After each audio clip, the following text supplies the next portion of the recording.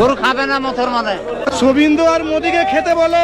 উনি কি মুসলমানের পেটে লাথি মারতে গেল, হিন্দুদের পেটে লাথি মারলো। একটা পরিবার ২০ বছর ধরে গরু পুষে সংসার চালিয়েছে, ব্যাংক থেকে লোন নিয়েছে, বউয়ের গয়না বন্ধক রেখেছে, ছেলেমেয়ের পড়াশোনা, মেয়ের বিয়ে সব হয়েছে এই গরু বিক্রির টাকায়। আর এখন সেই পরিবারের ২২টা গরু একটাও বিক্রি হচ্ছে না। ভুসির দোকানে বাকি জমেছে ২ লাখ টাকা, ব্যাংকের কিস্তি বাকি, ঘরে খাবার নেই, আর সরকার বলছে ১৪ বছরের নিচে গরু কেনাবেচা করা যাবে না। এটা কোনো বিচ্ছিন্ন ঘটনা না। পশ্চিমবঙ্গের হুগলি জেলা থেকে শুরু করে প্রত্যন্ত গ্রামাঞ্চলে এই মুহূর্তে হাজার হাজার পরিবার একই সংকটে ভুগছে। আর এখান থেকে শুরু হচ্ছে আজকের আসল আলোচনা। কৃষির দোকানে তো ৫০,০০০ টাকা পায়, কিন্তু আমরা কিভাবে দেবো? কোনোভাবে তো আমাদের লাইন নেই। পশ্চিমবঙ্গে নতুন সরকারি নির্দেশনা জারি হয়েছে গরু কেনাবেচা নিয়ে। এই নির্দেশনা অনুযায়ী ১৪ বছরের কম বয়সী গরু বিক্রি করা যাবে না।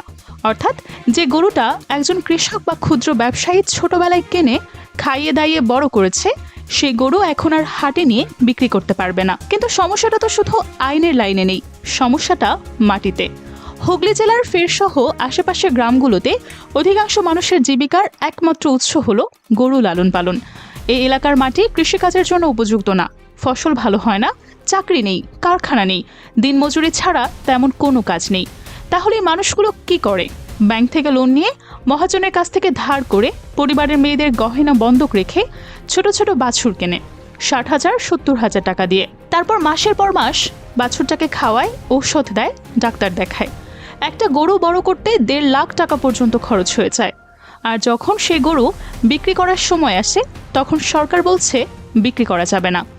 মাঠের পরিস্থিতি এখন কতটা ভয়াবহ সেটা সংখ্যায় না বললে বোঝা যাবে না। কসাইখানা বন্ধ হয়ে যাচ্ছে। যারা গরুর মাংস কিনতো তারা এখন ভয়ে কিনছে না। মুসলিম ক্রেতারা বলছে আমরা আর গরু কিনবো না, ঝামেলায় জড়াবো না, কোরবানির ঈদও শেষ হয়ে গেছে। সারাটা বছর গরু কেনার যে বাজার ছিল সেটা কার্যত মৃত।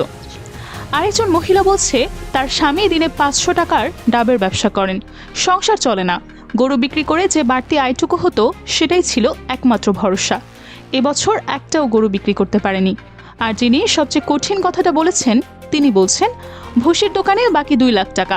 দোকানদার চাপ দিচ্ছে, ব্যাংক নোটিশ পাঠাচ্ছে, বাড়ি বিক্রি করে পালতে হবে কিনা সেটাই এখন তার একমাত্র চিন্তা।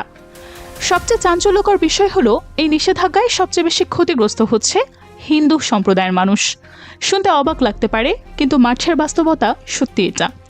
পশ্চিমবঙ্গের গ্রামাঞ্চলে গরু লালন পালন মূলত হিন্দু পরিবারগুলোই করে থাকে। তারা ছোটবেলা থেকেই বাছুর কেনে, বড় করে, তারপর হাটে বিক্রি করে। এই ব্যবসায় তাদের বাপদাদার আমল থেকে চলে আসছে। ৩৩ বছর, কেউ বলছে ৫০ বছর ধরে এই একই পেশায় আছে পরিবারটি। এখন সে ব্যবসায় যদি বন্ধ হয়ে যায়, তাহলে বিকল্প কি? এদের কারো চাকরি নেই, কারো জমি নেই, কারো অন্য কোনো দক্ষতা নেই। এরা সারা জীবন শুধু এটাই করেছে। একজন মহিলা সরাসরি বলছেন, ওনারা বলেন গরু ওদের মা, কিন্তু আমরা ১০ মাস পেটে ধরে সন্তান জন্ম দিই, আমাদের ছেলেরা আমাদের ভাত দেয় না, আমরা কি মা না? এই প্রশ্নটা রাজনৈতিক শোনাতে পারে, কিন্তু এর পেছনে একটা গভীর হতাশা আছে, একটা অসহায়ত্ব আছে। যে মানুষ সারা জীবন গরু পুষে সংসার চালিয়েছে, আজ সে গরু নিয়ে কী করবে বুঝতে পারছে না। তার মুখে এই কথাটা আসা স্বাভাবিক না।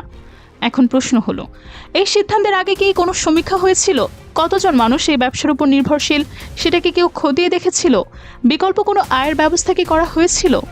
উত্তর না, কোনো সমীক্ষা হয়নি, কোনো বিকল্প দেয়া হয়নি, কোনো পুনর্বাসন পরিকল্পনাও নেওয়া হয়নি। শুধু একটা নির্দেশ জারি হয়েছে, আর হাজার হাজার পরিবার অন্ধকারে তলিয়ে যাচ্ছে। একজন গরিব কৃষকের কাছে ২০ লাখ টাকা আটকে আছে, আর সে এখন ভুসির দোকানের ২ লাখ টাকার বাকি শোধ করতে পারছে না।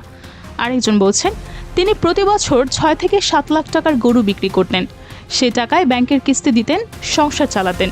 এবছর একটা টাকাও আসেনি। তার ব্যাংকে ১ লাখ টাকা লোন বাকি, ২টো কিস্তি দিয়েছেন, বাকিগুলো কিভাবে দেবেন? এটা একজনের গল্প না, এটা হাজার হাজার পরিবারের গল্প। পশ্চিমবঙ্গের গ্রামাঞ্চলে আনুমানিক কয়েক লাখ পরিবার প্রত্যক্ষ বা পরোক্ষভাবে গরু ব্যবসার সাথে জড়িত। এর মধ্যে গরু পালনকারী কৃষক, মধ্যস্থভোগী ব্যবসায়ী, পশুখাদ্য বিক্রেতা, পশু চিকিৎসক, পরিবহন শ্রমিক, একটা বিশাল অর্থনৈতিক চেইন এই ব্যবসার উপর দাঁড়িয়ে আছে। সেই পুরো চেইন এখন ভেঙে পড়ছে। এরপর সামনে আসে আরও গুরুত্বপূর্ণ তথ্য। এই সংকটের একটা সাম্প্রদায়িক মাত্রাও আছে, এবং সেটা অত্যন্ত উদ্বেগজনক। স্থানীয়রা বলছেন এখানে হিন্দু মুসলমান সবাই ভাই ভাই, ৩৩ বছর ধরে একসাথে ব্যবসা করছে, কোনো দিন কোনো সমস্যা হয়নি। হিন্দু গরু পালে, মুসলমান কেনে, এই ছিল চিরকালের সমীকরণ। কিন্তু এখন মুসলিম ক্রেতারা ভয় পাচ্ছে। তারা বলছে, আমরা গরু কিনলে পুলিশ ধরবে, মামলা হবে, তাই তারা গরু কিনছে না। আর হিন্দু পালনকারী বলছে, আমরা গরু পুষে শেষ হয়ে যাচ্ছি, কিনতেও কেউ আসছে না। অর্থাৎ দুই সম্প্রদায়ের মানুষই ক্ষতিগ্রস্ত। একদল বিক্রি করতে পারছে না, আরেক দল কিনতে ভয় পাচ্ছে। আর মাঝখানে যে অর্থনৈতিক শূন্যতা তৈরি হচ্ছে, সেটা পুরো গ্রামীণ অর্থনীতিকে গিলে ফেলছে। এখানে একটা কথা বলা দরকার, গরু জবাই নিষিদ্ধ করার পেছনে যুক্তি হিসেবে বলা হয় গরু পবিত্র, গরু মাতা। কিন্তু যে হিন্দু কৃষক গরু পুষে 20 বছর ধরে সংসার চালাচ্ছে, সে কি গরুকে কম ভালোবাসে? সে তো গরুকে নিজের সন্তানের মতোই বড় করছে। তার কাছে গরু শুধু ধর্ম না, গরু তার জীবিকা, তার অস্তিত্ব। এবার একটু বড় ফ্রেমে দেখা যাক। ভারতে গরু সংক্রান্ত রাজনীতি কোনো নতুন বিষয় না, কিন্তু এই রাজনীতি কোন দিকে যাচ্ছে সেটাই এখন প্রশ্ন। প্রথমত, ভারতে গরুর মাংসের রপ্তানি এখনও চলছে। অনেকেই জানে না, ভারত পৃথিবীর অন্যতম বৃহৎ গরুর মাংস, মূলত মহিষের মাংস রপ্তানিকারক দেশ।